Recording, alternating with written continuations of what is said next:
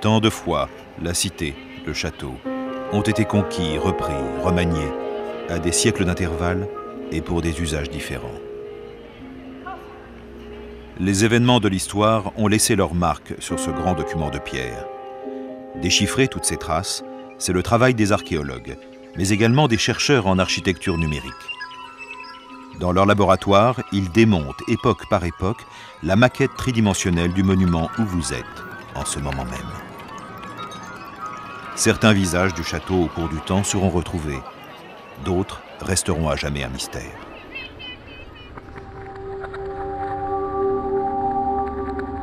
La cité de Carcassonne dormait depuis très longtemps. Ses remparts écroulés, pillés, ses pierres noircies, ses enceintes encombrées d'habitations misérables et anarchiques. Du fond d'une crypte enfouie dans la cathédrale en ruine, Guillaume Radulf, un évêque mort depuis 6 siècles, va provoquer son réveil. Jean-Pierre Cros-Merviel, le découvreur du tombeau, est un archéologue amateur et un notable carcassonnais. Il rédige un mémoire qui alerte l'inspection des monuments historiques, dont l'architecte Eugène Viollet-le-Duc est un jeune homme brillant, passionné de Moyen-Âge.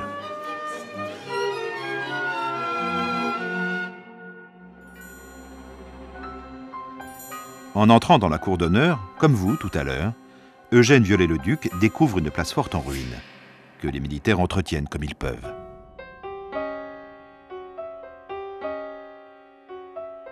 Premier détail qui saute aux yeux. Les vestiges d'une toiture, les accroches d'un plancher, l'empreinte d'une fenêtre condamnée.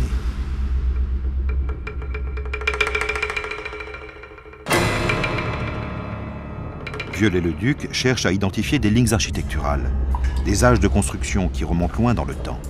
Mais jusqu'à quelle époque? À Carcassonne, qui a posé la première pierre, érigé la première muraille?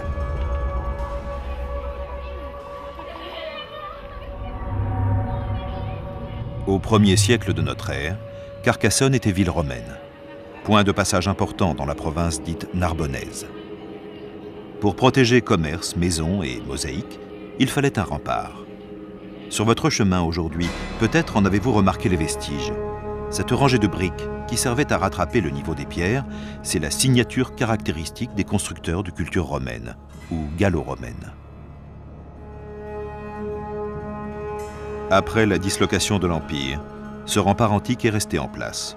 Il a tout connu, tout affronté. Les nombreuses attaques, sièges et invasions que la ville a subies, des Visigoths, des Arabes, des Francs, et plus tard encore.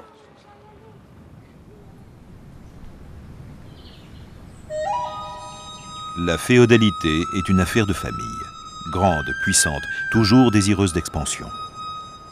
Même s'ils font partie du royaume de France, ces comtés, vicomtés et baronnies du midi de la Languedoc, Toulouse à leur tête, se sentent bien loin du pouvoir royal. À la suite d'une alliance, Carcassonne est attribuée à la famille Trencavel.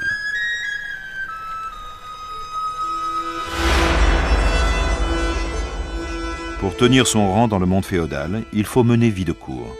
Et pour cela, posséder un palais au cœur de la cité. Avec des salles d'apparat ou des fresques célèbres d'anciens exploits guerriers. Ce palais, c'est le monument où vous êtes à l'instant, édifié par 3 générations de vicomtes Trencavel. Au départ, c'est une bâtisse de forme allongée, adossée à l'enceinte gallo-romaine. Un premier donjon est construit, suivi d'une chapelle à l'est, d'une aile assez vaste à l'ouest et d'un second donjon. Comme les Trencavel ressentent le besoin de se protéger, de la ville elle-même peut-être, ils érigent un mur intérieur et creusent un fossé.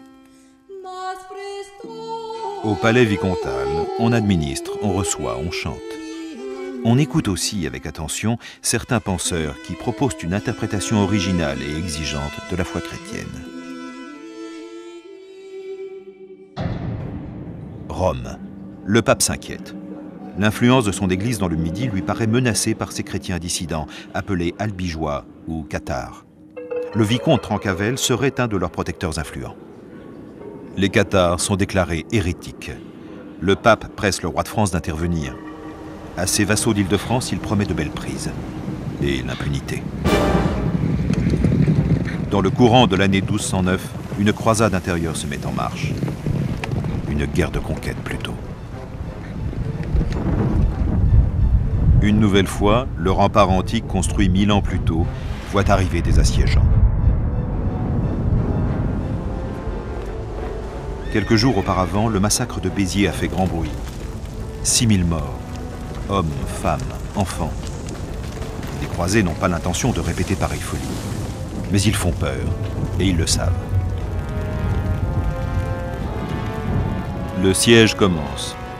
La chaleur, la soif, la maladie et les premiers morts. Ici même, dans ce palais, Trencavel hésite. Il croit pouvoir négocier, mais il se trompe. La population évacue, sauve, mais dépouillée de tout bien. Lui-même est retenu prisonnier dans son propre château et ne survit pas longtemps.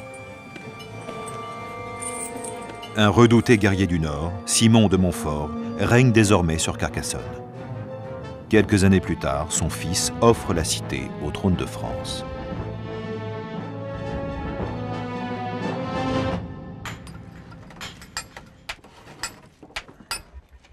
Les sénéchaux, représentants du roi Saint-Louis, lancent d'immenses travaux de fortification.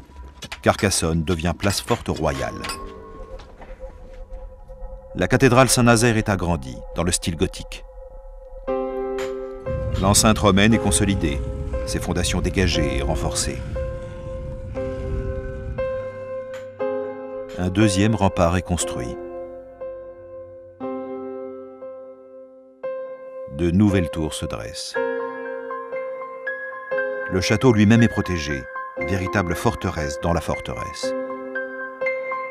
Les nouveaux occupants ont besoin de plus d'espace, de confort et d'apparat. Des salles et des étages sont aménagés dans la cour d'honneur et celle dite du Midi. Des galeries couvertes, en bois, agrémentent les déplacements. Qu'en reste-t-il aujourd'hui? Ça et là des chevrons où s'accrochaient les poutres. Une fenêtre solitaire, une riche cheminée suspendue à l'air libre. Aux entrées de la cité, plusieurs portes en forme de châtelet sont construites. En venant, vous les avez librement empruntées, mais au Moyen-Âge, elles étaient des obstacles presque infranchissables pour l'assaillant.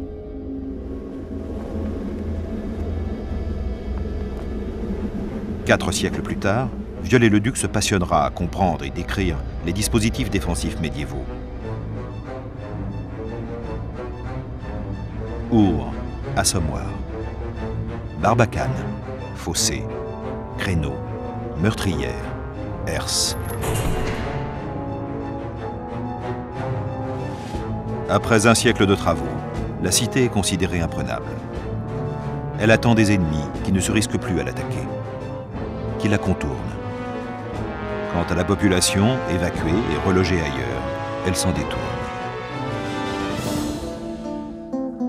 Et il faut compter avec une autre Carcassonne, la ville d'en bas, où se concentre désormais l'activité.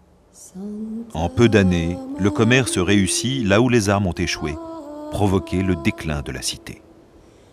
Et lorsqu'en 1659, un traité rattache définitivement le Roussillon à la France, Carcassonne n'est même plus ville frontière avec l'Espagne. Son intérêt stratégique devient mineur. L'énorme forteresse abrite une petite garnison. Certaines ailes servent de prison, d'autres de carrières de pierre à ciel ouvert.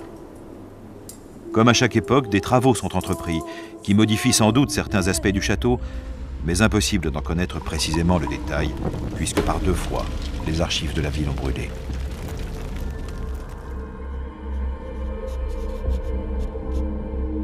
La cité de 1853 reprend vie tout d'abord sur le papier. Depuis sa table, l'architecte émet des hypothèses et fait des choix.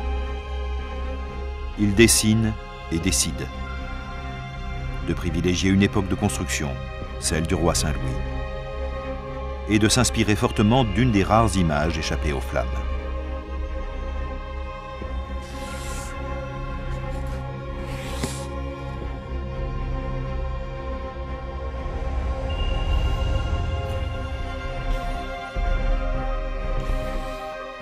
Il rehausse les remparts et met fin à l'habitat précaire qui s'était développé dans les lys, entre les enceintes. Il restaure la cathédrale, point de départ de toute l'aventure. Le chantier dure plus de 50 ans. Eugène Viollet-le-Duc restaure Notre-Dame de Paris, le château de Pierrefonds et tant d'autres monuments partout en France. Mais il ne verra pas achever les travaux de Carcassonne. La cité sauvée, repensée, redessinée par lui, est celle que vous visitez aujourd'hui.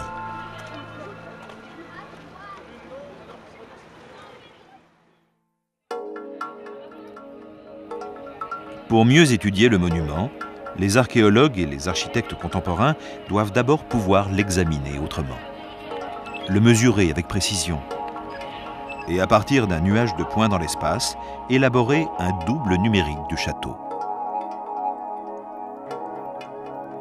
Porter le regard vers des points de vue physiquement inaccessibles, puis tester certaines hypothèses de construction, devinées par Viollet-le-Duc mais jamais entrevues. La cour du Midi était en partie couverte. Mais de quelle façon? Plancher, galerie, toiture?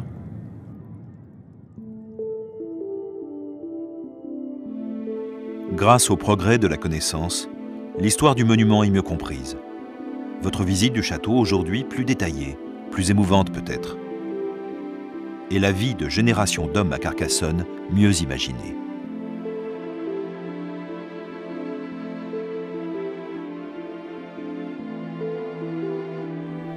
Si vous y prêtez attention, vous en retrouverez les traces.